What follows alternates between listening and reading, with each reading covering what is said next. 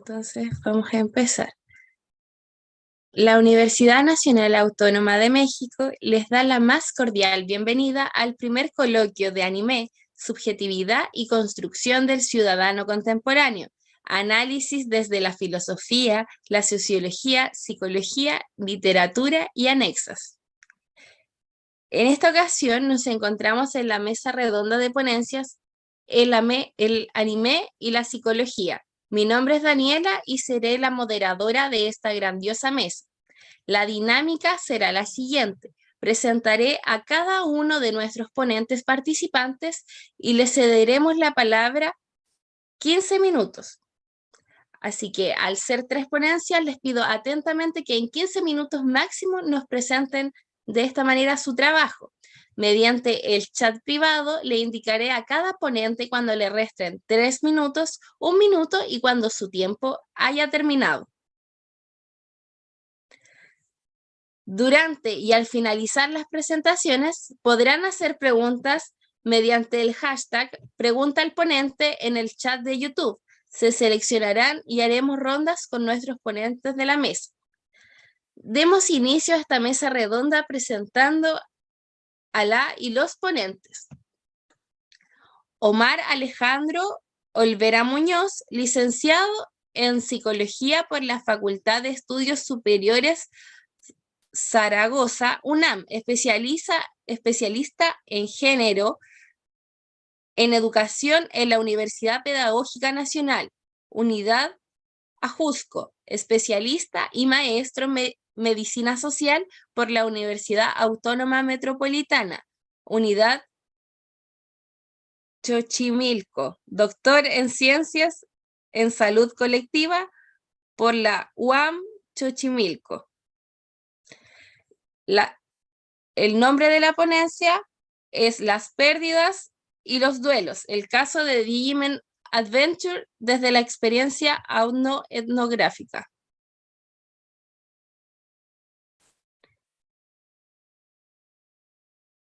Presentamos también a Mauricio Pedrosa Torres y a Roberto Aguirre Fernández de Lara.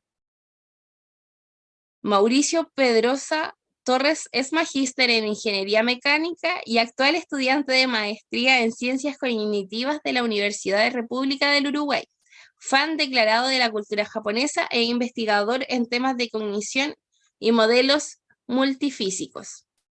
Con el título de la ponencia, Serial Experiments Lane, Mente Extendida y Expansión Operativa. También damos la bienvenida a Miguel Ángel Mendoza Espinosa, Ángel Hernández García, Daniela Santamaría Damaso. Miguel Ángel Mendoza, profesor de la carrera de Psicología de la FES Iztacala, editor asociado de la revista electrónica de Psicología de la misma. Ángel Hernández García, licenciado de Psicología por la FES Iztacala, miembro del programa Apoya de la FES Iztacala. Daniela Santamaría Damaso, licenciada de Psicología por la FES Iztacala, miembro del programa Apoya de la misma. Título de la ponencia, Representación de las redes de apoyo en la enfermedad en el anime. Así que con esto damos el inicio a nuestra mesa redonda. Empezamos con Omar. Muchas gracias.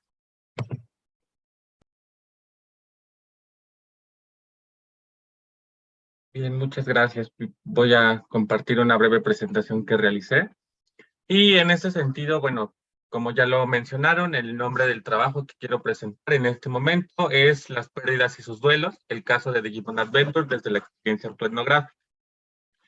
Bien, bueno, pues hace poco más de 20 años fui espectador de una de las diversas series de anime que se proyectaban en televisión abierta. Me refiero a Digimon Adventure. Recuerdo la emoción de ver a las personas elegidas y sus Digimon pasar por diversas aventuras en aquel mundo digital para conseguir una Digievolución.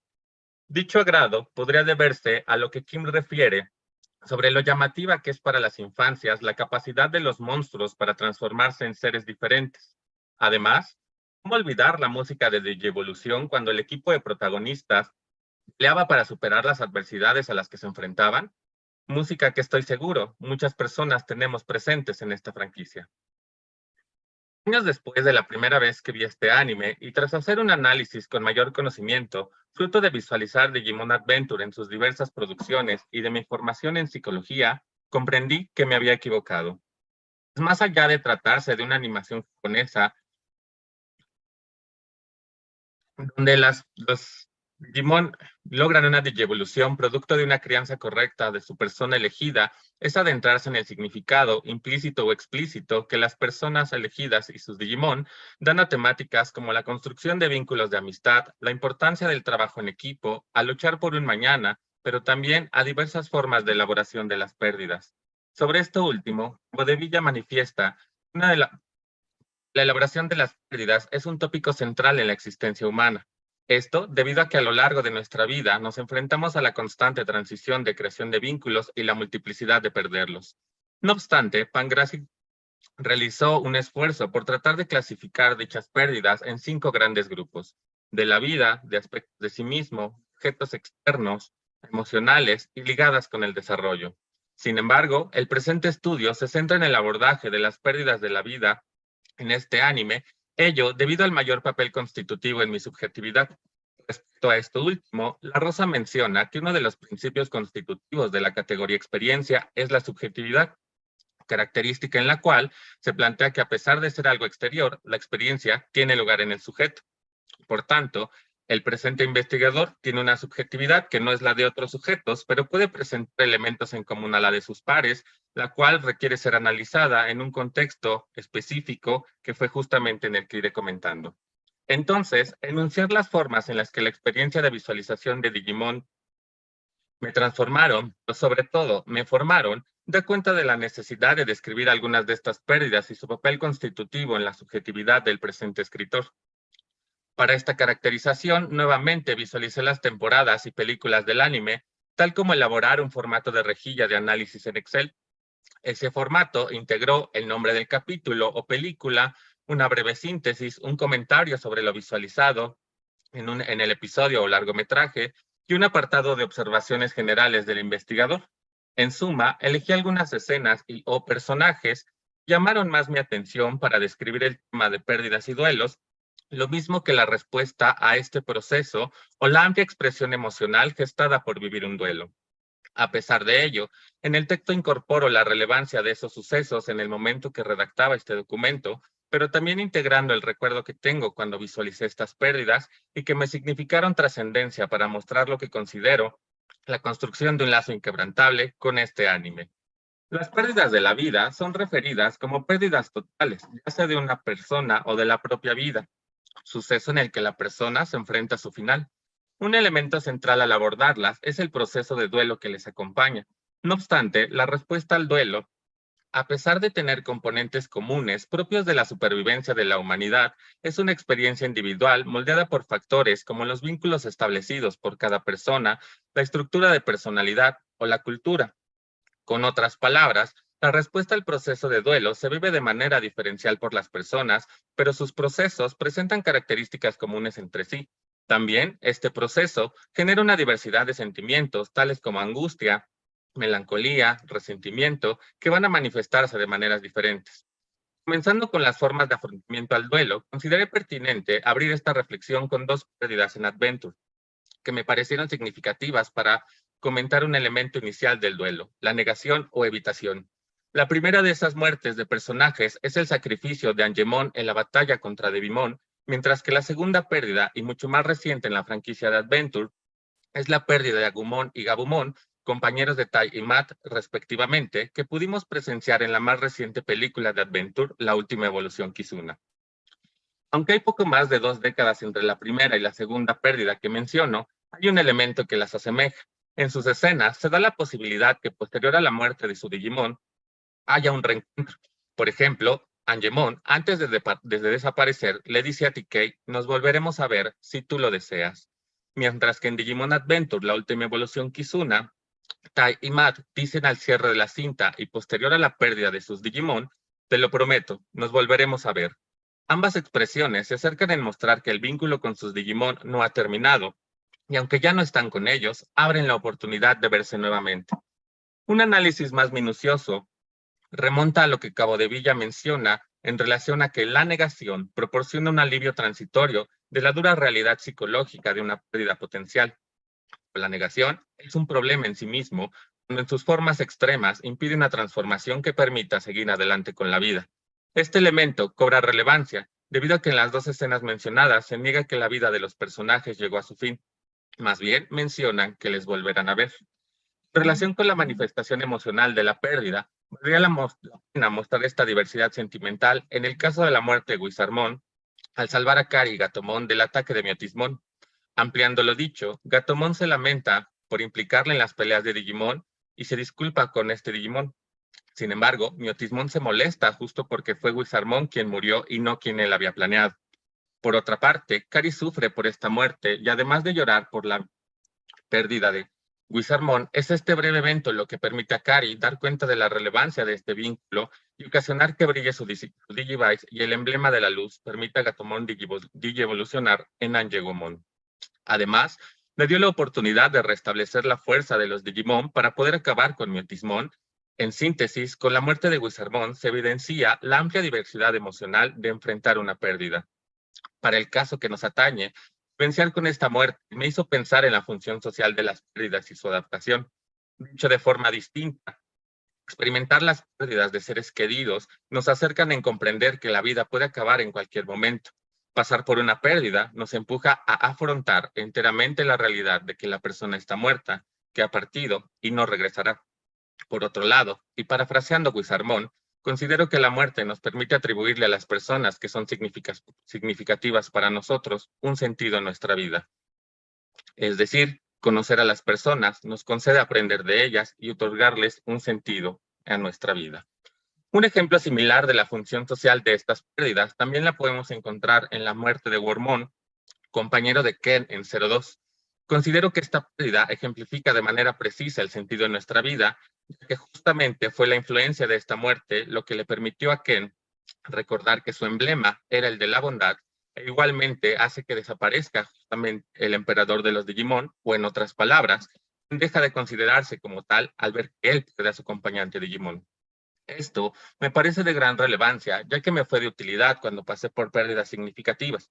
Una de ellas, justo cuando veía Digimon Adventure por primera vez, a saber, la muerte de mi abuela paterna en 2001, justo cuando me encontraba en la primaria. Un evento que recuerdo con mucho dolor, no solo por el momento en mi vida en el que fue, sino por la dificultad que les costó a mis tíos lidiar con su muerte. En mi caso, tuve emociones de tristeza y dolor, intentar dar un sentido al final de la vida de mi abuela y un significado a lo que viví con ella. Era la primera muerte de mis seres queridos a la que me enfrentaba, y aunque creo que en su momento no tenía tantos recursos como los tengo ahora, sí fue una muerte que generó a muchos de mis familiares caos y sobre todo fue complicado identificar en ese momento una serie de aprendizajes con el final de la vida de mi abuela paterna. De manera más actual, Digimon Adventure 3 nos trajo la muerte y despedida de Meikomon, acompañante Digimon de Meiko. Justo esta muerte era debido a que este personaje tenía que ser eliminado por los daños que estaba causando al Digimundo y al planeta Tierra. En la escena donde Meikomon muere, agradece y se despide de Meiko. A pesar de ser una escena nostálgica y mostrar la tristeza de Meiko por la muerte de su Digimon, este evento en particular me hizo pensar sobre cómo abordamos la muerte de las personas en diversos grupos de socialización. Por ejemplo, en los que yo frecuento, se habla poco sobre la muerte. Al mismo tiempo, casi no nos preparamos para este evento, o al menos es lo que me hizo recordar esta escena. Aquí también recordé la dificultad de encontrar un sentido a la muerte de mi abuela paterna, pues como mencioné, además de ser la primera muerte a la que me enfrentaba, no contaba con los recursos emocionales para lidiar con dicha muerte, posiblemente por el poco diálogo que hay sobre ella en los espacios al final en los que frecuento. Otra muerte que me pareció de gran relevancia para mostrar la respuesta emocional fue la de Morphomon, acompañante de Digimon de Menoa Bellucci en la última película de Digimon. Es un ejemplo claro para poder hablar sobre la culpa, particularmente autores como Pellegrini mencionan que narrar la culpa es hablar de una de las emociones más intensas al perder a un ser querido. También es de utilidad para describir la forma en que Menoa no había pasado por un proceso de duelo orientado en la aceptación de la pérdida de su Digimon. Similar a este proceso, recuerdo la pérdida de mi abuela materna hace un par de años. Verle llegar a su final de la vida no solo me generó tristeza, sino también disgusto por pensar en el tiempo que no pasé por ella, por razones de pandemia, laborales, entre otros. No obstante, el deterioro paulatino de la salud de mi abuela, producto del cáncer, también me fue acercando en poder lidiar con la muerte de manera distinta. Del mismo modo, las experiencias previas que tuve con la muerte de mi abuela paterna y mi abuelo materno, así como la resignificación de la vida y de la muerte que he realizado, me permitieron lograr lo que a Minoa le costó al perder a su Digimon, es decir, el pensar en los recuerdos del ser querido sin que estos generen dolor. De manera coloquial, las personas denominadas otaku son referidas de dicha forma por su goce por la cultura japonesa a través del consumo de sus bienes culturales. Aunque yo no me he identificado como tal, vale la pena remarcar que concuerdo con lo que Parada refiere sobre la conceptualización del término en América Latina. Para este autor, un sujeto otaku es entendido como aquel con un gusto por leer manga y ver anime. Esta persona logra identificarse con personajes de dichas animaciones y a la par consigue articular contenidos del anime en su día a día. En ese tenor, Digimon Adventure lo utilicé para estudiar mis propios procesos de duelos y pérdidas en conexión con situaciones que pasan las personas elegidas y sus Digimon. Por lo anterior, en este manuscrito justamente hablo sobre cómo estos me han aproximado a experiencias que no vienen en un examen de admisión. Me han expuesto muchas cosas tristes que me han hecho llorar. Del mismo modo, desde que conocí a Patamon y a los demás Digimon, comprendí lo importante que era luchar por algo. Me enseñó a no a tomar a todas las personas en cuenta o en conocer la importancia de las cualidades que las personas tienen. En resumen, me instruyó a no desertar en las adversidades. Por lo anterior, considero que si no hubiera conocido a Digimon Adventure, mi subjetividad no habría sido la que es ahora, pues me acercó en comprender que apoyarnos unos a otros es importante, así como en luchar por encontrarme a mí mismo. Sin embargo, también es importante no romantizar la serie, justo porque en algunas escenas también se reproducen o presentan algunos estereotipos de género, machismos o sexismos. Sin embargo, supe lo importante de las redes de apoyo justamente al ver este anime, ya que en este sentido justo me sirvió para poder conocer algunos elementos y su utilidad en relación a la importancia que tiene el valor, la amistad, el conocimiento, la sinceridad, el amor, la pureza, la luz y la esperanza. Podría seguir escribiendo más reflexiones sobre las pérdidas y los duelos, al igual que el papel constitutivo de Adventure y su visualización en mi subjetividad. Pero así como entre líneas enuncio en este texto, también hay que aprender a vivir con el cierre. Ya ha llegado el momento de culminar con esta autoetnografía. Sin embargo, eso no quiere decir ya no haya más voces que puedan hablar sobre el Digimundo. Seguramente, este no será el primero ni el último manuscrito sobre este anime y las personas elegidas. Es probable que la discusión científica sobre esta franquicia continúe, que haya otras personas dialogando sobre cómo el anime influyó en sus vidas. Es en este informe que justamente quise centrarme en describir cómo me sirvió el anime de Adventure para enfrentarme a la muerte de seres cercanos. Aún así, anhelo que esta narración sea de utilidad para mostrar la relación entre el anime y la subjetividad en el sujeto contemporáneo en general y del investigador en particular, pero también apoyar a que los Digimon sean recordados, que ustedes no se den por vencidos, que luchen por el mañana y que dentro de su corazón encuentren, algo que ya lo saben. Muchas gracias.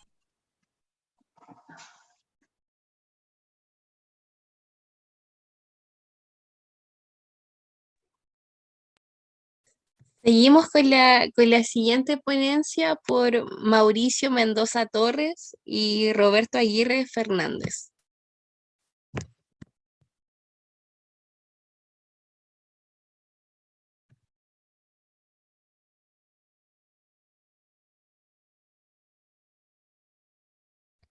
Un saludo para todos. ¿Se ve?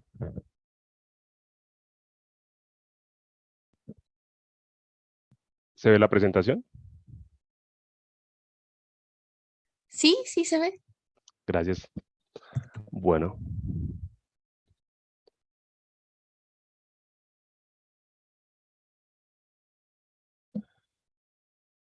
Mi nombre es Mauricio Pedrosa Torres y vengo en representación de la Universidad de la República de Uruguay, con mi compañero Roberto Aguirre, a presentarles Serial Experiment Lane, mente extendida y expansión operativa. Serial Experiment Lane es una serie de animación japonesa de 1998, así que espero no estar spoileando a nadie, que ha sido categorizada como serie de culto por sus abordajes vanguardistas en torno a muchas temáticas. Un pequeño disclaimer, lo que voy a hacer acá es tomar una naranja y apachurrarla para sacar 2 gotas, pero espero que sean interesantes esas 2 gotas de análisis que esperamos mostrar. Va a haber muchos spoilers, mucho parafraseo, muchos errores de traducción y sesgos de interpretación totalmente. Primero quiero contarles un poco sobre la historia para aquellos que de pronto no la hayan visto, y inicia con el suicidio de una estudiante, Chisa Yomoda, y se da a entender que ella quería abandonar su cuerpo por alguna razón que no la dejaba trascender. Sus compañeros empiezan a recibir mensajes, aparentemente de una estudiante fallecida, piensan que es una broma, pero luego se dan cuenta al contactar a la protagonista Lane que realmente la contactó y que le dice que ella abandonó su cuerpo, ¿sí? Y que algún día ella entenderá por qué lo hizo. La protagonista le pregunta, ¿por qué moriste? Y ella contesta, porque Dios está aquí. El primer extracto que quiero sacar de acá es la posibilidad de expandir el concepto de vida y existencia fuera del panorama corpóreo. En cuanto a la línea argumental o a la línea cronológica del desarrollo de Lane, tenemos al profesor Hudson, que es un investigador sobre la potencialidad psíquica de los niños, que diseña un proyecto que se llama el Proyecto KIDS, donde concentra esa energía psíquica. Mientras que paralelamente se debe desarrollar el siguiente protocolo de red para favorecer la interconexión de los usuarios a nuevos contenidos multimedia cada vez más vastos. Aquí es donde aparece Masami Eiri, un investigador de los laboratorios Tachibana, que quiere unir estas dos vertientes, el desarrollo de un nuevo protocolo de red y la posibilidad psíquica que se reportaba en el ser humano. La visión de Eiri es la visión tradicional de un mundo físico y un mundo virtual. La serie es muy interesante en cuanto a que plantea un documental con referencias reales de investigadores que aportan en esta visión, como por ejemplo el ingeniero Vannevar Bush, quien desarrolló un proceso de expansión de la memoria a través de consultas por relacionamiento, que esto digamos que fue precursor de muchos sistemas de almacenamiento multimedia actuales, con la idea precisamente de mejorar las capacidades operativas del ser humano. También tenemos la investigación de la frecuencia Schumann, la frecuencia de resonancia Schumann, donde se reporta que entre la superficie de la Tierra y la ionosfera existe o puede operar como una cavidad de resonancia para ciertas frecuencias electromagnéticas. Esto es importante en la visión de Airy porque su idea precisamente es utilizar esta resonancia para sincronizar la operación cerebral de las personas con la operación ondulatoria del protocolo de red. También aportes de John C. Lilly, quien fue pionero en tanques de privación sensorial e interceptor de comunicaciones no humanas, específicamente delfines, que tenía una idea muy controversial que llamaba la Ear Coincidence Control Office, o era una especie de estructura de control externo al mundo físico que gobernaba operaciones en el mundo físico. Ted Nelson, quien concibió un documento global y único que permitiera a través de la interconexión de los computadores tener acceso al acervo de conocimiento global, lo que llamó el proyecto Xanadu. Esto lo mencionó en 1960, pero fue precursor justamente de la idea de Internet que tenemos ahora. Y finalmente, con toda esta idea de conectividad, mejora de los componentes operativos, Douglas Rushkoff también propuso que la Tierra justamente podía operar como una gran mente donde cada humano fuera una neurona. Aquí es donde Masami Eiri entonces plantea su plan, que es trascender del mundo físico al mundo virtual. Y para eso lo va a hacer por medio de tres planes contingentes. Primero, emplear la compatibilidad de la resonancia Schumann con las frecuencias cerebrales para lograr una conexión que no necesite dispositivos y tener una gran mente o un gran sustrato de conexión global. Como segundo, crea una entidad llamada Lane en 2 partes, una parte dispersa en la red y una parte física. La intención es que estas 2 partes, al buscarse mutuamente, creen una especie de túnel o una ruptura entre el plano material y el plano virtual. Y finalmente, codifica una personalidad en la red que espera que despierte y rija ese plano superior cuando él ya no esté. Justamente los laboratorios Tachibana se dan cuenta de este propósito y no desean que haya una trascendencia de un plano inferior a uno superior. Lo que quieren es un plano que sea contingente y auxiliar. Quieren que la red sea un sistema de apoyo al mundo real, como lo es ahora el Internet. Sin embargo, ellos no eliminan a Lane. La mantienen protegida porque saben que es clave para el desarrollo de ese protocolo, un protocolo que ellos esperan controlar. Sin embargo, dentro de los planes de lo que llamaríamos el dios de la red, o la versión digital de Masami Eiri, él sí buscaba que tuviera apoyo, tuviera seguidores en el mundo real. Justamente la chica que se suicidó era uno de sus seguidores, gente que está esperando esa trascendencia de lo físico a lo virtual. Después esto se organiza en una sociedad más grande llamada los Knights, que a través de dispositivos implantados, tecnología auxiliar y software van a buscar ese propósito. Lane llega a un grado de desarrollo que es capaz de rastrearlos y justamente los laboratorios Tachibana los eliminan porque no están interesados en que nadie aparte de ellos controlen ese paso o esa transición a una red más avanzada.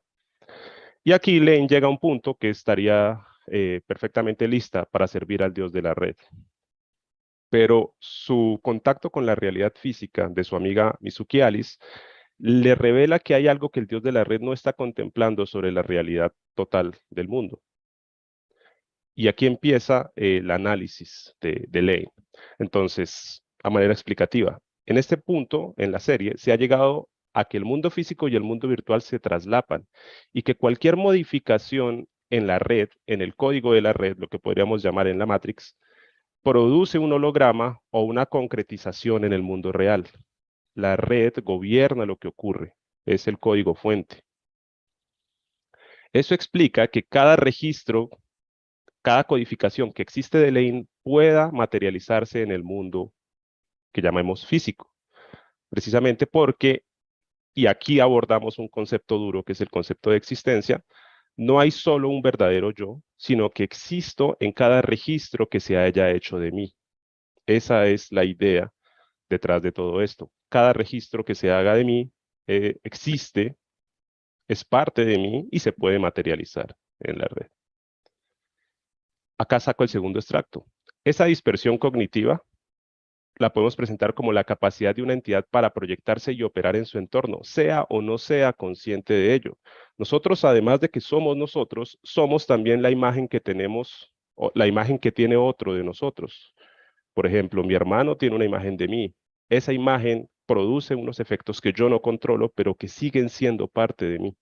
Es el planteamiento que se quiere abordar. En este punto, el análisis de Lane es más profundo y se percata de algo. Realmente, al ellos desarrollar la red, porque la pregunta sería, ¿por qué la red controla los hechos del mundo físico? Porque realmente cuando ellos desarrollaron la red, no crearon una estructura de control. Lo que hicieron fue descubrir una estructura de control que ya existía. Antes incluso de que hubiera computadores y antes incluso de que hubiera tecnología, había un sustrato al que todos se conectaban, que ellos lo mencionan como el inconsciente colectivo junguiano.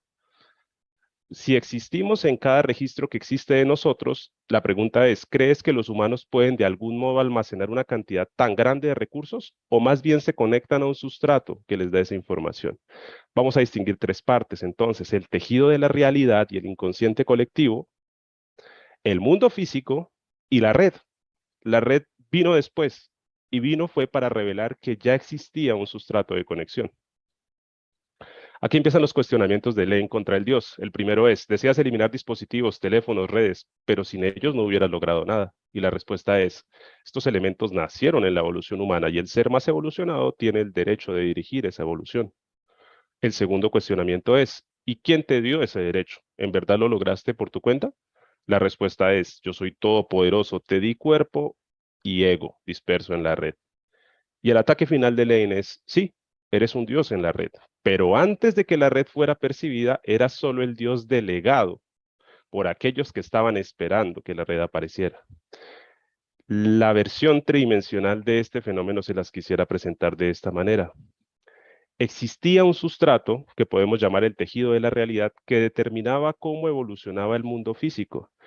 Y lo que pasó acá, al implementar el séptimo protocolo, fue que ese mundo físico justamente entró en contacto con el sustrato que lo gobernaba. Y ahí es donde la aparición de la red se hace contingente o se traslapa con el sustrato de la realidad y el inconsciente colectivo que ya era preexistente. Y precisamente eso revela que Eiri no es ningún dios, o por lo menos no uno tan poderoso como el dios de la causalidad, el dios primero, el fenómeno primero que puso todo en movimiento. Así termina la serie. Entonces, Lane se da cuenta que ya ha llegado al contacto con el tejido de la realidad y ella puede tomar decisiones sobre lo que puede pasar. Y la decisión que toma es evitar todo el sufrimiento que hubo, retrotrayendo los eventos para que no existiera el séptimo protocolo y no se traslapara la red con el tejido de la realidad. Ella queda viviendo en el tejido de la realidad, pero evita todos los acontecimientos que llevan a la muerte y al sufrimiento de todos a través de la serie. Ese sería el final. Los extractos. Un paralelo entre la ficción y la posibilidad de lo que se nos plantea acá. La expansión de concepto de vida y existencia fuera del panorama corpóreo tiene una contraparte en una teoría del mundo real llamada la mente extendida. Esta teoría, formulada por Andy Clark, dice que se propone que el cerebro, el cuerpo y el mundo en algunas condiciones se coordinan de manera tal que se puede ver que la mente puede extenderse más allá del cuerpo. Se defiende que la incorporación de artefactos culturales y dispositivos tecnológicos puede llevar a la construcción de nuevos sistemas cognitivos. Esta es una teoría bastante controversial, tiene muchos ataques por muchos lados, porque algunos argumentan que entonces usar una herramienta se consideraría un caso de cognición extendida. Su autor dice que no, porque hay casos especiales. No es lo mismo usar un martillo que usar un celular. En cuanto a varios aspectos, existen los criterios de Clark. Por ejemplo, el artefacto recurso debe ser normalmente invocado, su información debe ser automáticamente aceptada y no sometida a cuestionamiento, siempre disponible y recibida en el pasado, tener una memoria de que siempre ha sido así que se consulta este elemento exterior. Esto recibe ataques desde los computacionalistas que dicen que nada que no esté conectado directamente al cerebro va a ser parte del sistema cognitivo, y también los de la cognición corpórea, que dice que estos elementos externos detonan procesos, pero no son parte de los procesos. Sin embargo, yo quiero defender a la idea de Clark con un golpe al centralismo, porque el avance en la neurociencia nos revela que cada vez es menos la imagen de un homúnculo que maneja palancas y más un procesamiento distribuido. Hay múltiples estructuras de control descentralizado que favorecen una dinámica macro que generaría el fenómeno de la conciencia. O sea, la conciencia opera más como la mano invisible del mercado, pequeñas unidades que hacen su trabajo que generan un sentido global. Si esto es así, si biológicamente operamos a través de composición de señales en puntos distribuidos, es posible llevar, procesar y recuperar esa información desde un artefacto que no sea corpóreo. Y eso sería un claro ejemplo de un caso de mente extendida, de una expansión de nuestro sistema cognitivo fuera de nuestro cuerpo. Ok, pero ¿y la trascendencia? ¿Puedo existir más allá de mi muerte biológica? Podría ser la pregunta. Y aquí tengo que tomar el segundo extracto, lo que llamaríamos la dispersión cognitiva, que acá con mi compañero, que queremos presentar en escrito en el futuro, hablamos de la expansión operativa. La invitación es la siguiente. Si establecemos de forma explícita la posibilidad de que nosotros seamos realmente un patrón de ordenamiento de elementos de la realidad, o sea, yo no soy un mamífero en el mundo, en el planeta Tierra, sino soy un patrón de ordenamiento, yo opero de cierta forma en el mundo, esa es mi marca de identidad. Por ejemplo, la mentalidad de un escritor, esa mentalidad puede ser replicada por agentes del entorno próximo, como los hijos del escritor. Acá lo vemos, digamos, en una alegoría gráfica. Pero también puede ser replicada por otros agentes mucho más distantes, como los lectores del escritor. Entonces, si empezamos a formar nuestra identidad, no como algo que está dentro de 85 kilogramos de masa en nuestro cuerpo, sino como un patrón de ordenamiento de elementos, eso expande las posibilidades de nuestra identidad y de nuestra existencia. Extendemos el dominio y esa identidad original o el agente original, que en nuestro ejemplo era el escritor, cuando muera, realmente nos podemos preguntar si dejó de existir, porque hay un montón de ecos de su forma de ver el mundo, de su forma de organizar la realidad en sus hijos, en sus lectores, etc. Así que volviendo al planteamiento de Lane, seríamos cada registro que existe de nosotros. Esto lo abordó, por ejemplo, Disney con Coco, cuando llamaba la muerte y la muerte final. Así que la invitación es a pensarnos como una entidad o un fenómeno que está ocurriendo, una potencialidad de actuar en el mundo. Si nosotros expandimos esta definición, entonces dejaríamos de ser un ente biológico para convertirnos en un patrón de ordenamiento. Esta figura de patrón de ordenamiento busca agrupar palabras complejas, vastas, como la percepción, procesamiento, actuación, mentalidad, personalidad, carácter o conciencia. Y también la segunda parte de la definición, acogido por una o más entidades. No hay que encerrarnos en una sola unidad de sentido, porque puede ser transferida y replicada, y no se limita a nuestro cuerpo biológico. Esto precisamente pienso que da cabida a entender que un autor, al diseñar un personaje, realmente está diseñando una unidad de sentido, un patrón de ordenamiento que es perfectamente entendible e interactuable e interactuante con nosotros. Nosotros damos mucho sentido a todos los personajes que vemos aquí, ¿cierto? Porque son un patrón, son una forma de ver el mundo. Podemos copiar cosas de ellos se pueden extender y tienen mucho más significado para nosotros que muchas personas del mundo real. Entonces, esto me parece que es una definición que da una base interesante para analizar muchos de los conceptos de todos los que amamos el anime. Estas son algunas de las referencias utilizadas y muchas gracias para todos.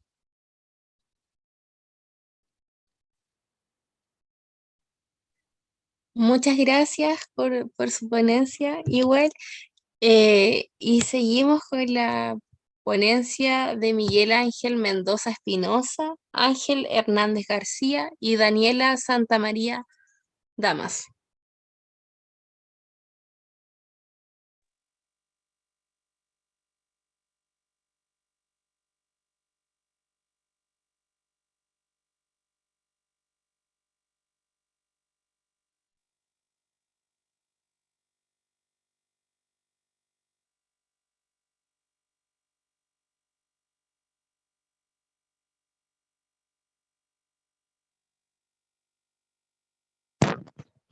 ¿Ahora sí ya me escucho? Sí. Sí, ya te Es que creo escuchas. muchas gracias. Es que a veces mi micrófono se desactiva. Bueno, buenas tardes a todos. Muchísimas gracias por estar aquí. A todos, tanto a los organizadores del evento como a los que nos están viendo. Pues nosotros les vamos a presentar nuestro trabajo que lleva como título la representación de las redes de apoyo en la enfermedad en el anime. Como les comentaba, pues soy el licenciado Miguel Ángel Mendoza, la licenciada Daniela Santamaría Damaso y su servidor Ángel Hernández García. ¿Qué es lo que hemos visto a lo largo de pues todas estas ponencias, a lo largo de esta semana, incluso con los carteles y otras cosas que se han visto a lo largo del coloquio? El anime cada vez tiene un papel importante en nuestra vida diaria, ¿no? Cada vez se habla más del tema, cada vez está más presente en las cuestiones cotidianas. Nosotros son incluso para algunas personas modelos, pero no es lo único que ha estado presente, por ejemplo, hoy en día, ¿no? Sino también las enfermedades crónicas son algo que cada vez nos atacan más como sociedad. Es algo que con lo que ya vivimos, de hecho, todos tenemos algún familiar, algún conocido, algún amigo que padece alguna de estas, y pues el hecho de padecer una enfermedad crónica pues puede causar psicológicamente pues, en la persona algunas cuestiones, ¿no? Algunas sensaciones incluso de que no puedan tener el control, que tienen cierto miedo tanto al dolor y a la muerte, perdón, pueden causar incluso ansiedad, ira, depresión. Claro está que estas dependen de muchos factores, no solamente de la enfermedad, y uno de estos factores son las redes de apoyo que ellos perciben, ¿no? Este apoyo que pueden tener ya sea material, instrumental o incluso emocional. Ujú. Es algo que siempre va a estar así presente, es algo que vamos a poder observar. ¿Qué es lo que nosotros hicimos en el trabajo? Al ser el anime y las enfermedades crónicas algo que vemos cotidianamente, pues obviamente en estas series, en estos animes, en estas películas lo podemos ver representados. Nosotros utilizamos 4 animes, 2 en formato serie y 2 en formato película, que es Mi vecino Totoro, Mi mentira en abril, Quiero comerme tu páncreas y la de Sword Art Online. Cabe resaltar que para este último nada más ocupamos lo que es el arco de El Rosario de la Madre para revisar bien con estas redes de apoyo, ¿no? ¿Qué es lo que nosotros hicimos? ¿Cómo es que nosotros lo llevamos a cabo? Pues se realizaron las revisiones de estas 4 animaciones para localizar algunos fragmentos que pudieran mostrar los conceptos de la enfermedad y pues las redes de apoyos que se pueden visualizar, ¿no?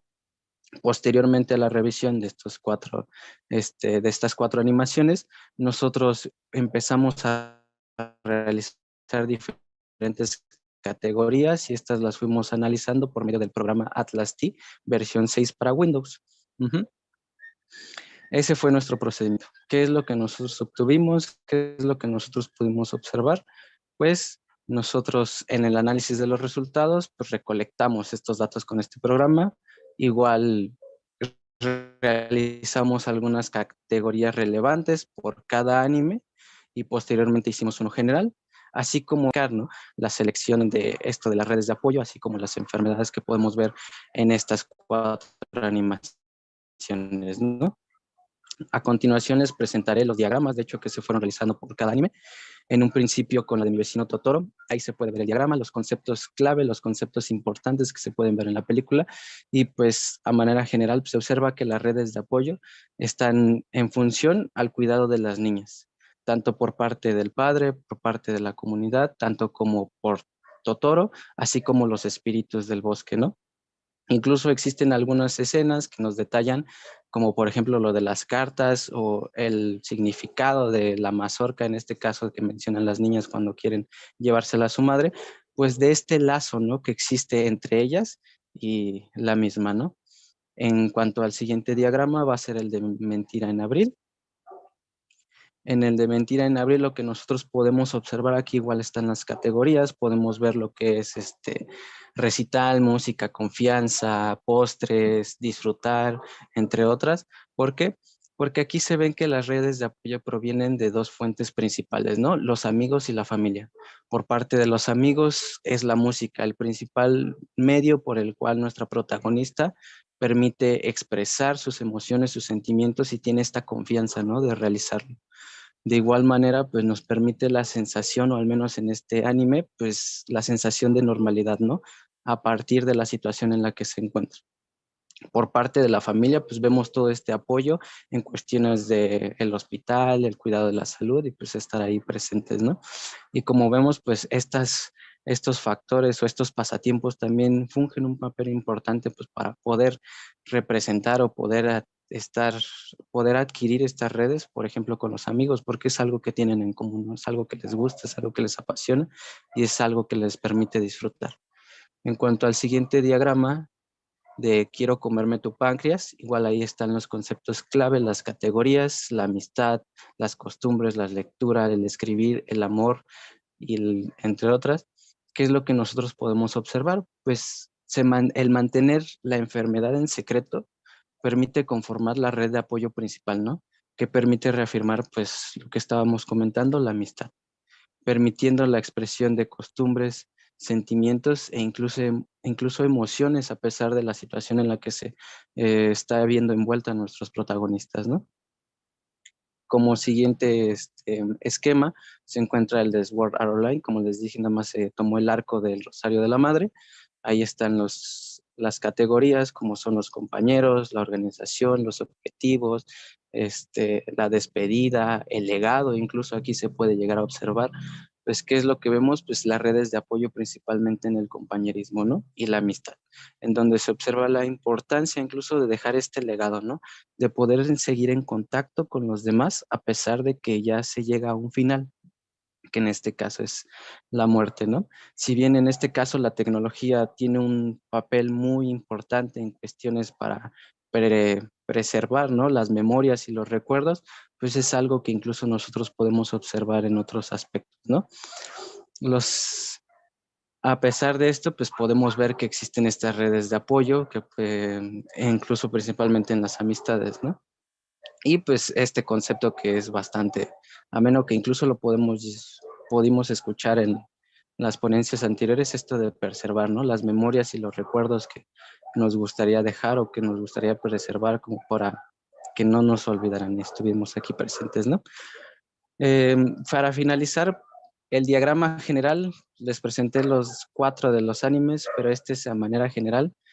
son las categorías claves, a pesar de que podemos ver en estos 4 animes, en estas 4 animaciones, el apoyo instrumental, el apoyo material, el apoyo emocional incluso las creencias que juegan un papel importante a la hora de que nos encontramos en este proceso de enfermedad, en este proceso de conseguir estas redes de apoyo, pues hay 2 que resaltan, hay 2 que se encuentran incluso en estas 4 animaciones, que incluso revisando otras podríamos ver que existen, que son los amigos y la familia, ¿no? Son las principales redes de apoyo que se pueden denotar, al menos en esta revisión de estos animes, lo cual nos lleva a las conclusiones.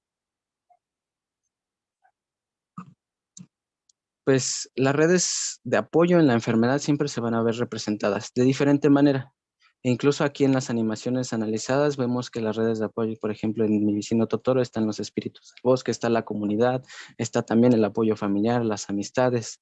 En los siguientes igual se recalca mucho la familia y las amistades, que son las categorías centrales, que se observan pues que estas 2 categorías tienen una relación muy estrecha con los 3 tipos de apoyo que existen, que es el instrumental, el material y el emocional. A lo largo de estas 4 animaciones podemos ver que tal vez se resalte más en algunos el apoyo emocional, en algunos en cuestiones materiales y el otro en cuestiones instrumentales.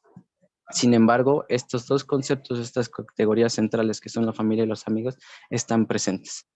Asimismo, pues estas 2 categorías tienen un papel muy importante para la creación de vínculos emocionales que son capaces de generar y fomentar pues este afecto, ¿no? Que se llegan a tener los personajes, ya sea parental o fraternal, dependiendo de el anime o la animación de la cual estemos hablando. De igual manera, pues, si bien la familia y los amigos permiten dar cuenta del proceso de las redes de apoyo en la enfermedad, en este caso de los 4 animaciones revisadas, pues es importante señalar que la persona enferma cuenta con ambas, ¿no? Tiende a presentar una mejor actitud, incluso si las percibe ante su padecimiento, e incluso llega a aceptar el pronóstico médico de una mejor manera, ¿no? E incluso sobrellevarlo. El hecho de que estas 2 redes de apoyo, estas redes de apoyo se encuentren, permean mucho la actitud, el comportamiento, incluso las emociones que llega a tener el paciente a la hora de sobrellevar em, y sí, de enfrentar este padecimiento o esta situación por la cual está viviendo. Y se puede ver a lo largo de estas animaciones como algunos personajes por medio de estas redes son capaces de sobrellevar esta situación que tal vez no es muy fácil, que incluso nos llega a repercutir bastante en nuestra vida cotidiana, ¿no? Tanto en la forma en la que pensamos, en la forma en que nos sentimos, como en la forma en que nosotros realizamos nuestras actividades diarias, ¿no? Es muy diferente cómo nosotros sobrellevamos nuestra vida si no tenemos alguno de estos padecimientos o alguna enfermedad crónica a una persona que ya lo padece. Son cambios significativos en nuestro estilo de vida. Así que creo que eso sería todo por nuestra parte. Estas son algunas de nuestras referencias que nosotros realizamos y pues estamos en espera de sus preguntas o cualquier duda, con gusto las contestaremos.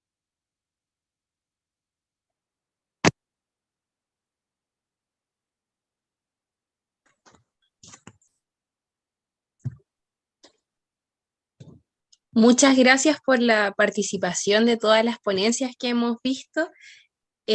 La primera pregunta que tenemos es para Omar.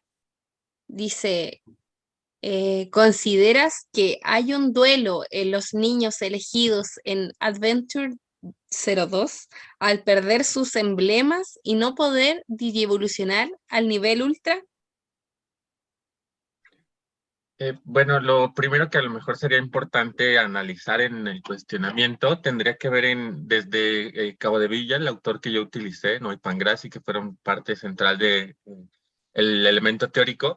Sería importante pensar en cómo clasificar esta pérdida, ¿no? Porque justo aunque se enuncia que se está perdiendo el emblema, y eso podría considerarse como una pérdida de un objeto externo, habría que considerar también, por ejemplo, que no necesariamente se está perdiendo solo el emblema, sino, como bien comentan en la pregunta, ¿qué implica perderlo, no? ¿O qué había implicado perderlo? Que podría ser un aspecto propio de las personas elegidas, ¿no? O al menos clasificado así justo desde la enunciación que menciono. Porque justo pensándolo así, pudiese ser que sí, ¿no? O sea, pensándolo en ese tenor, podría ser también justo porque estas pérdidas, ¿no? Esta línea que comento entre cómo clasificar esta pérdida, pues entonces podría orientar en torno a que un duelo, ¿no? Pues justamente podría considerarse como este conjunto de procesos psicosociales y demás a partir de esta pérdida, ¿no? Pero justo, como comento, bueno, pues eso habría que analizarlo con mucho más detalle a partir de si realmente pudiese ser que pudiéramos hablar de esta pérdida tal vez entre objeto externo o probablemente un aspecto de sí mismos, ¿no? Que era lo que al final del día van descubriendo que es lo que permite la digievolución. Ya. Muchas gracias. Tenemos también una pregunta para Mauricio. Mauro sale acá en la Liga de Zoom. Dice, ¿conoces el trabajo de Renato Rosaldo? Aflicción e ira de un cazador de cabezas. Muchas gracias por compartir tus reflexiones y sentires. Muchas gracias. No, no conozco la obra, pero voy a tomar inmediato la referencia para averiguar de qué trata. Ya. Em, hasta el momento no han llegado más preguntas. Eh, no sé si entre ustedes tienen algún alcance, algo que hayan dicho sus compañeros de mesa para ejercer una conversación, un pequeño momento.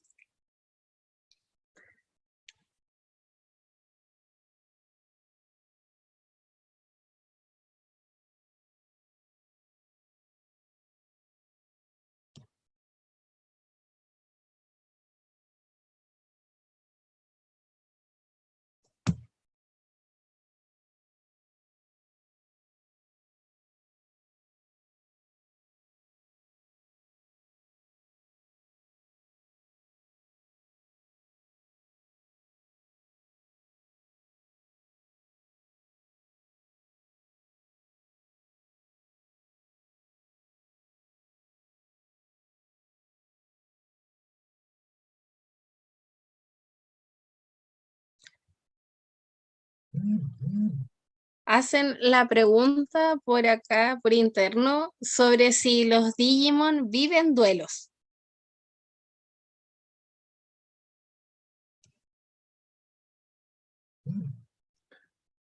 Bueno, no sé si sea solo para mí o en general para la mesa. Bueno, yo primero creo que quisiera plantear que es algo complicado de responder en qué sentido, ¿no? En que, bueno, pues justo como acostumbramos a teorizar sobre el duelo, pues estaríamos hablando de algo que pasamos los sapiens, ¿no? Entonces ahí podría ser complejo teorizarlo así, ¿no? O decir que los viven podría hacernos pensar que les estamos poniendo características o elementos que vivimos nosotras y nosotros, ¿no? Pensando justo a lo mejor como lo que planteábamos en el trabajo, podría ser, ¿no? Porque sí se aproximan a perder algo, pero decirlo justo en que sí los podrían o no, no sé, creo que es un poco más complejo el análisis para no solo responder ahora, ¿no? Pero bueno, es algo que yo pienso, no sé qué piensen a lo mejor las demás personas que escucharon o a lo mejor conocen un poco del anime.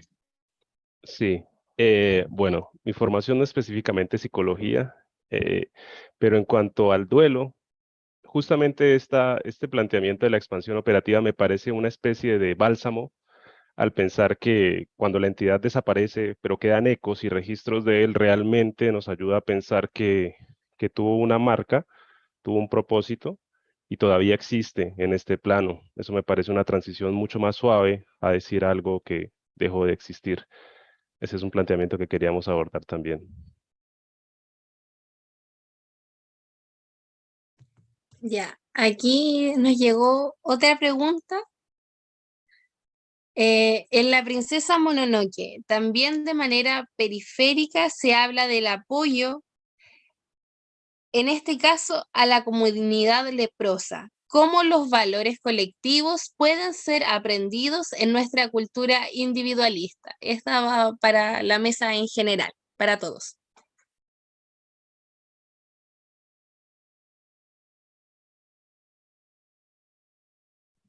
Mm, Hola, hola. Yo creo que tendríamos que plantearnos primero la pregunta de si estamos como tal en una cultura individualista. Ajá. Como tal, pues somos seres sociales. Ajá. Entonces siempre estamos en relaciones, siempre estamos creando relaciones con el otro. Ajá. Estamos creando estas conexiones con los demás. Yo creo que estos valores como tal son colectivos en el aspecto en que siempre estamos en relación con el otro. Ujú. Actuamos, reaccionamos, interactuamos siempre a partir del otro. Ujú. Y a partir del otro, pero también a partir de uno mismo, obviamente. Ujú. Entonces, no, este concepto de cultura individualista a mí me hace pensar como que se genera a partir solamente de uno mismo, ujú, o para uno mismo. Y no creo que sea así. Yo creo que como tal los valores como tal siempre se generan y se emplean hacia el otro y a partir del otro. Ujú.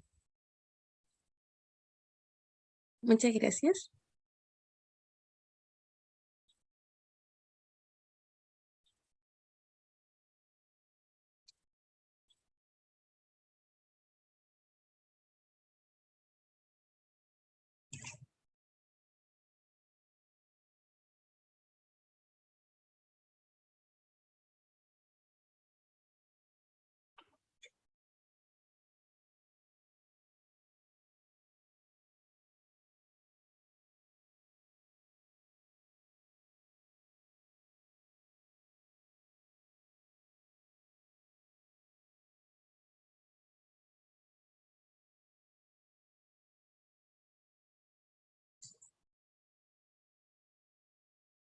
Ya llega otro comentario que dice, el día de ayer tuvimos un performance sobre el dolor y la forma de procesar con el cuerpo. ¿Cómo se puede usar el anime como una forma de procesar el dolor y el duelo con el cuerpo?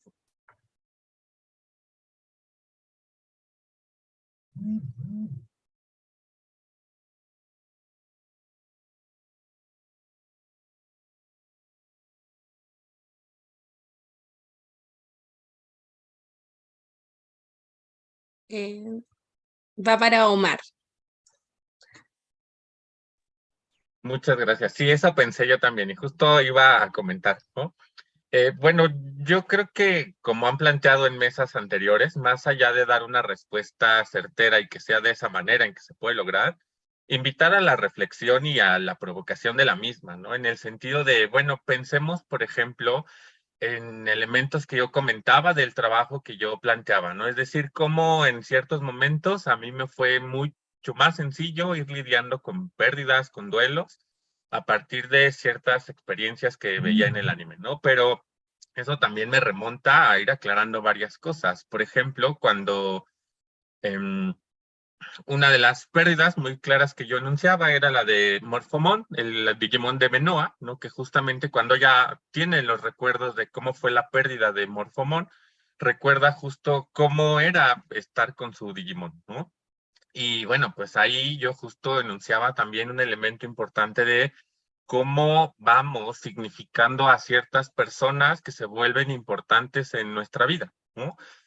A mí para eso me sirvió el anime, por ejemplo. Es muy claro en Digimon cómo el trabajo en equipo va ayudando a lidiar con las diversas adversidades.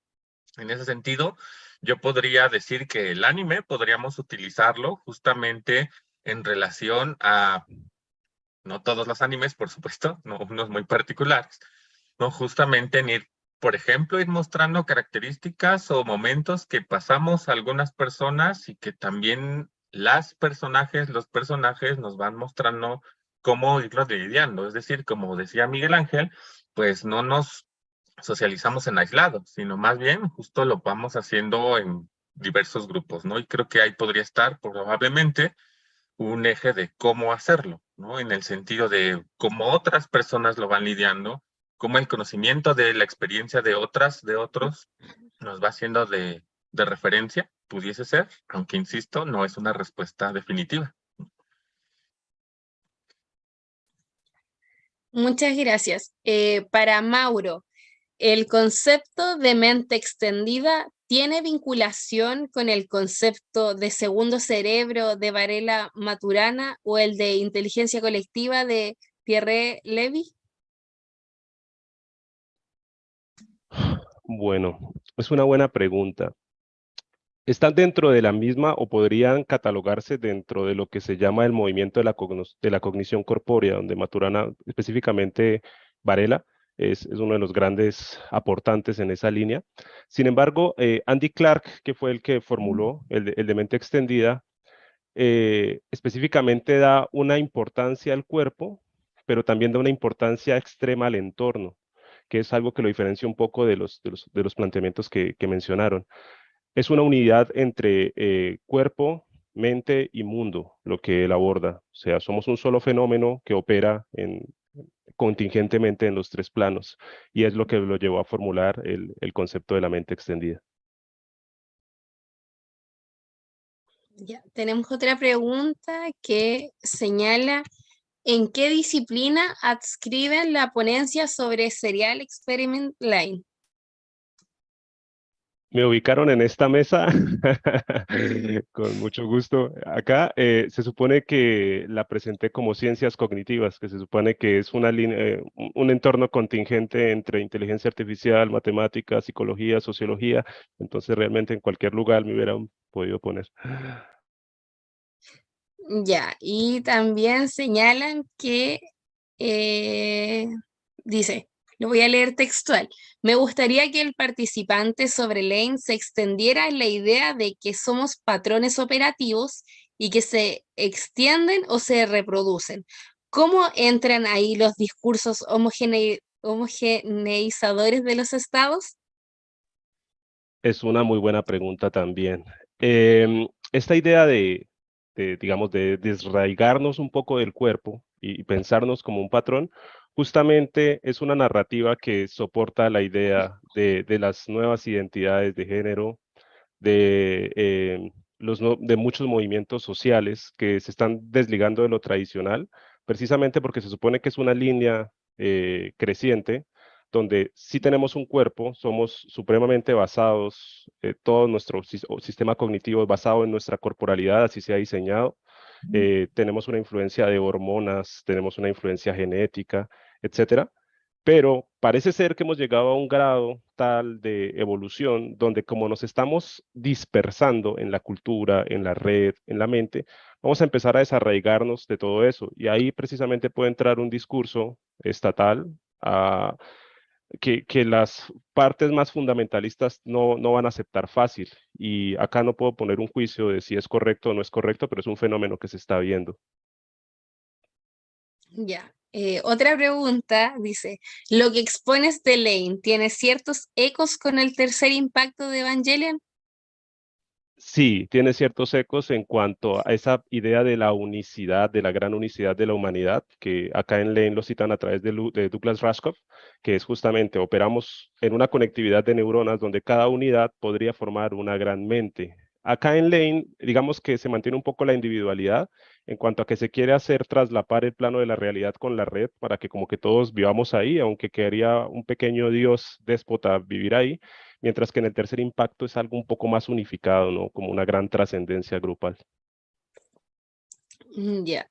Para Omar dice, el duelo que vemos en la película de Digimon del 2022 puede ayudar a las personas a procesar sus propios duelos.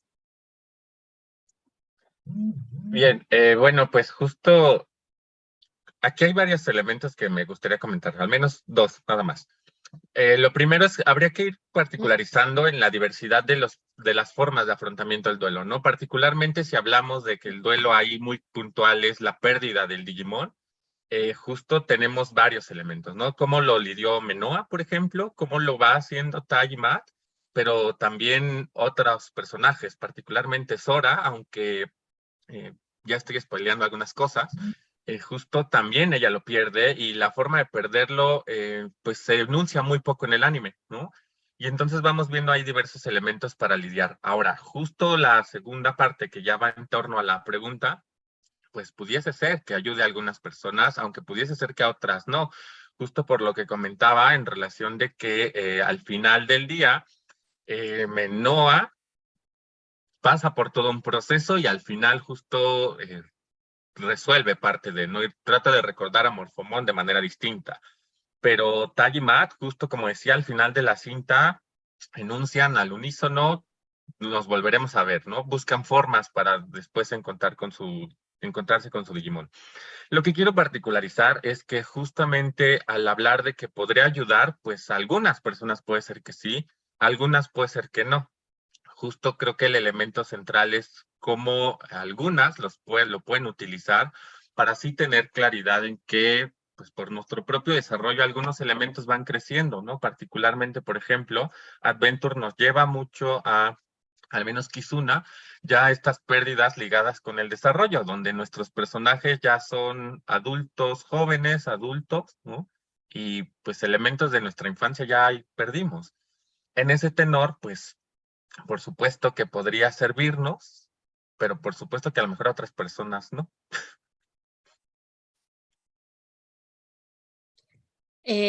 Para el equipo de Ángel, ¿en qué otros animes se pueden ver las redes de apoyo y qué criterios fueron para elegir esos animes en los cuales nos hablaron y no otros? Ok, el criterio como tal de elegir estos 4 animes era en realidad la enfermedad crónica. Ajá. En la mayoría de los animes podemos ver diferentes redes de apoyo, yo diría que en todos los animes podemos ver redes de apoyo. Ajá. El punto aquí, nuestro tema de análisis era la enfermedad, justamente, cómo se da o cómo cambia esta red de apoyo a partir de una situación llamada enfermedad. Ujú. Por eso escogimos justamente esos cuatro animes que una son un tanto contemporáneos y dos, pues son con los que más familiarizados pueden estar las personas. Ujú. Por eso fue que se eligieron justamente estos 4. Mi vecino Totoro, con la situación de la madre, Tú me tiré en abril con nuestra protagonista, Sword Art Online con el Rosario de la Madre, en cuanto a bueno, se trata justamente sobre una chica que está inmersa directamente en el juego por una condición de salud, justamente. Y por eso fue que elegimos justamente estos cuatro animes. Ujú. Por la enfermedad como tal. ¿En qué otros animes se pueden hablar? Pues les repito, creo que en todos se pueden encontrar una, una red de apoyo en cada personaje. Si nos vamos a los más recientes como My Hero Academia, Chainsaw Man, eh, etcétera, pues podemos ver igual diferentes tipos de apoyo, pero el foco aquí era la enfermedad, cómo cambiaba esa red de apoyo a partir de la enfermedad crónica. Ya, tengo una pregunta que es para todos los que están acá en la mesa, que, a ver, ¿a dónde está? Aquí está. ¿Cuáles consideran que son las formas de aproximación académicas que hacen falta para adentrarse en el anime? Me gustaría que respondieran uno por uno. Vamos a empezar con Miguel Ángel. Ok, gracias, gracias. Em, ¿Cómo lo podríamos decir? O sea, ¿qué es lo que faltaría como tal? Yo creo que faltaría quitar este estigma de que el anime son solo caricaturas y que no aporta nada a la sociedad, sino solo una forma más de entretenimiento. Yo creo que aún tenemos, ya se ha quitado bastante ese estigma, al menos aquí en México. Desconozco la situación de toda Latinoamérica, obviamente, pero al menos aquí en México se ha quitado un poco ese estigma, bueno, bastante, mejor dicho. Se ha quitado ese estigma de que el anime pues solamente es para niños y que no tiene como tal eh, un mensaje como tal para dar, si solo es entretenimiento, o sea, como pues un contenido más que encuentras en internet o en las plataformas de stream. ¿Mm? Yo creo que hay que seguir como investigadores pues luchando contra ese estigma porque muchas veces nos dan mensajes demasiado profundos o muy profundos que sí nos invitan mucho a la reflexión. Y como en psicología, pues sí, siempre estamos pensando en todo esto depende la teoría que cada uno elija, ¿no? Pero siempre estamos pensando en cómo es que estamos evolucionando como humanos en nuestro comportamiento, en nuestras costumbres, en nuestras formas de relacionarnos, etcétera. Yo creo que hay que seguir en ese punto. Decir que el anime tiene aristas, tiene detalles que nos invitan a nosotros como psicólogos a la reflexión para poder analizarlos y para poder entonces empezar a hacer una teorización, empezar a saber cómo es que nos estamos comportando a partir de lo que consumimos.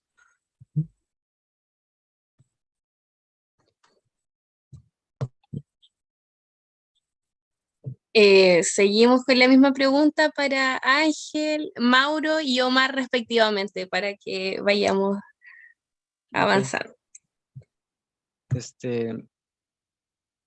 Pues continuando con lo que decía mi compañero Miguel, de hecho sí, es principalmente quitar ese estigma.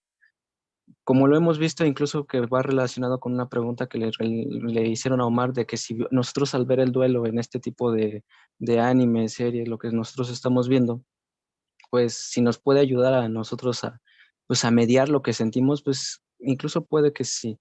Muchas veces depende de la persona, porque al final nosotros la manera en que procesamos la información, en cómo nos sentimos, cómo nos comportamos, es algo que nosotros aprendemos. Así que, y es algo que aprendemos de los demás. Y no precisamente tiene que ser una persona física, sino también lo que nosotros vemos, consumimos, nos puede enseñar algunas cosas. Nos podemos sentir identificados incluso con estos personajes que incluso impactan en nuestra vida, impactaron en nuestra niñez, o no precisamente en nuestra niñez, sino también en nuestra adultez, ¿no? Realmente es manera de verlos que no solamente es una caricatura, no nada más es un dibujo más, sino es una forma en la que nosotros podemos expresarnos, podemos relacionarnos y por ende, pues podemos tomar ahí algunas cuestiones que nos puedan ayudar a modular algunas situaciones. Al finalizar, podrá ser entretenimiento, sí, pero las actividades que nosotros realizamos con gusto, que nos agradan, que realmente eso es una satisfacción para nosotros, impacta incluso en la forma en que nosotros nos sentimos.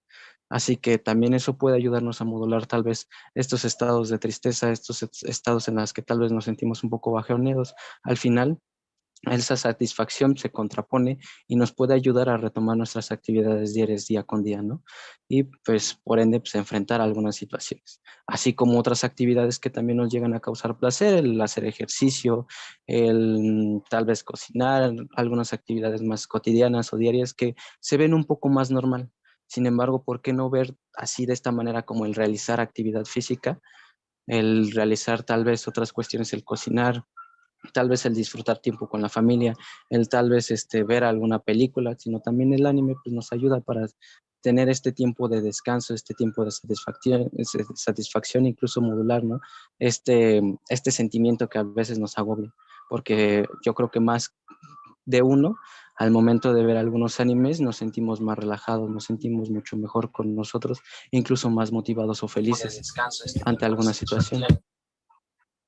Y pues creo que eso sería como que ir cambiando igual esta imagen, porque es algo que nos puede aportar bastante, igual como investigadores, para saber cómo afrontamos las situaciones. Ya, muchas gracias. Seguimos con Mauro. Yo tendría tres ideas. Primero, lo que está pasando ahora. Este coloquio es una manera perfecta de empezar a unificar, a conocer. Yo soy colombiano, estudio en Uruguay, pero tuve que venir hasta México para poder compartir con ustedes este escenario que me sorprendió y por eso es el primer coloquio. Entonces, eso es lo primero. Lo segundo, creo que es un factor de paciencia y de cambio generacional. Yo actualmente soy docente, dicto, por ejemplo, termodinámica a nivel universitario e implementé una gamificación del curso con una tabla de puntuación. Le solicité avatares a mis estudiantes y el 68% son personajes de anime. Y los nicknames son Itachi, Kirito, etcétera. Entonces, también es una cuestión de recambio generacional que justamente pienso que esa frontera se va a ir cuarteando, se va a ir rompiendo. Y tercero, mostrar la utilidad práctica de ver qué es una parte de la realidad o una forma de interpretar la realidad. Yo también lo utilizo precisamente en mi contenido docente. Yo tomo muchos escenarios de distintos animes, videojuegos, porque son escenarios que, por ejemplo, en la física se puede plantear una situación interesante. Entonces, no es lo mismo traerle a un estudiante un bloque gris que tiene que empujar a decirle que ese bloque, no sé, es una roca que está tapando a Konoha y que hay que mover con cierto factor. Entonces, es reformular la utilidad del anime en la vida de aquellos que todavía, digamos, no lo han apropiado.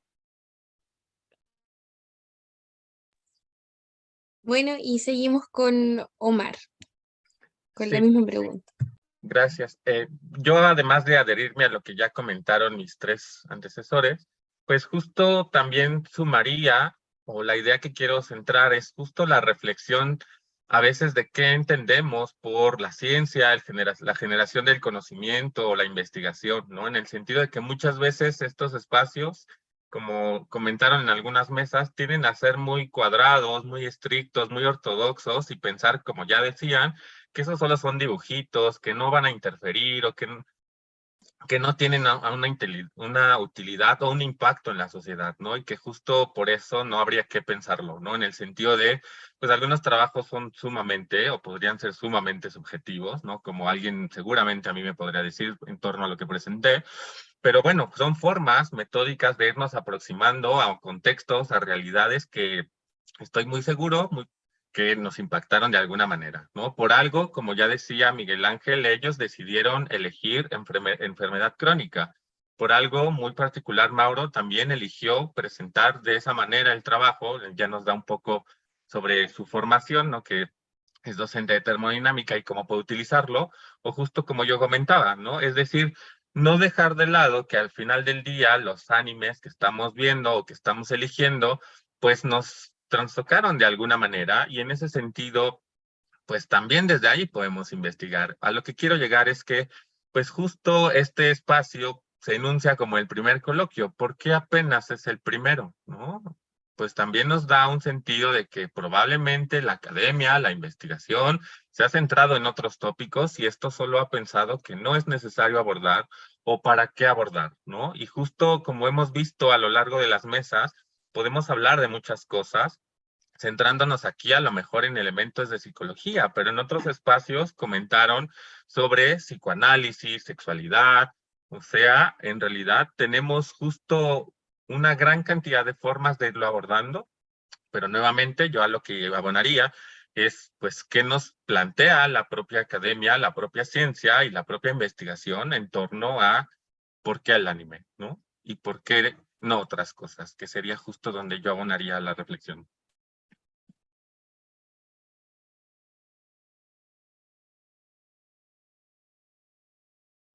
Ya, y la última pregunta que tenemos dice, ¿cómo amalgamar los sentires y experiencias del propio investigador con el trabajo académico y científico que realiza?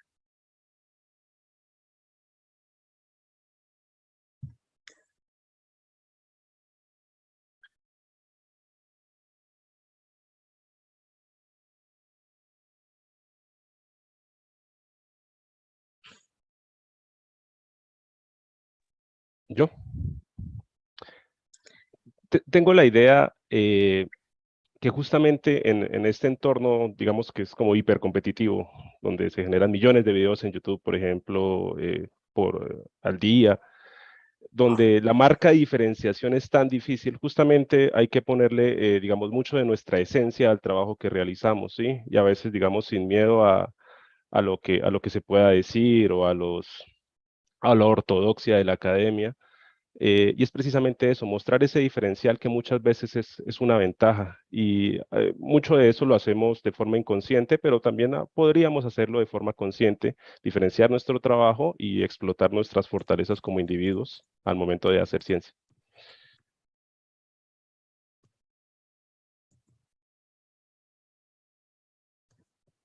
Y la última con la que vamos a cerrar dice, para Miguel, ¿el anime podría ayudar a entender mejor las enfermedades crónicas degenerativas? Ok, la respuesta sí que se me viene siempre a la mente es sí. Lo voy a abordar desde un punto de vista clínico porque es mi área de especialidad.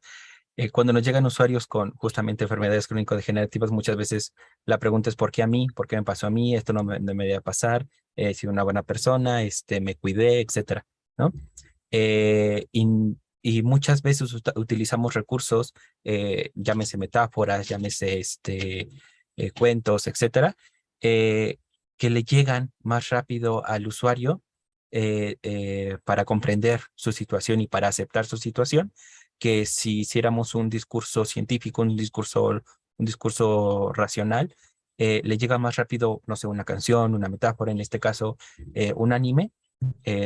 Yo en mi práctica privada, pues sí lo he utilizado justamente, y les llega el mensaje, como saber que la enfermedad es solo eso, como una enfermedad que no define como tal su vida, no va a definir, sigue siendo una persona, sigue siendo la misma persona que era antes de la enfermedad, ahora hay una condición más, pero eso no le impide continuar siendo o continuar haciendo lo que le gustaba, dependiendo obviamente de la enfermedad.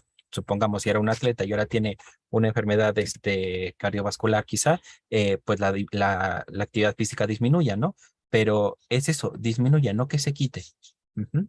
Siempre hay maneras, digámoslo así, tanto psicológicas como médicas, para llevar a cabo nuestras actividades. Ujú. Y para poder aceptar que la enfermedad no nos define a nosotros como personas. Es un componente más de nosotros. Ajá, pero no estoy definido a partir de mi enfermedad. Yo creo que sí, el anime podría ayudar a entender mejor estas enfermedades crónico-degenerativas. Ya, muchas gracias. Les damos la más cordial gratitud a nuestros ponentes de esta mesa. Y nuevamente la Universidad Nacional Autónoma de México agradece su asistencia al primer coloquio Anime, Subjetividad y Construcción del Ciudadano Contemporáneo, análisis desde la filosofía, la sociología, psicología, literatura y anexas. Y asimismo les ofrecemos un cálido aplauso virtual a nuestros ponentes. Les recordamos a nuestros ponentes que vía correo electrónico les haremos llegar la constancia de su participación en este evento y muchas gracias.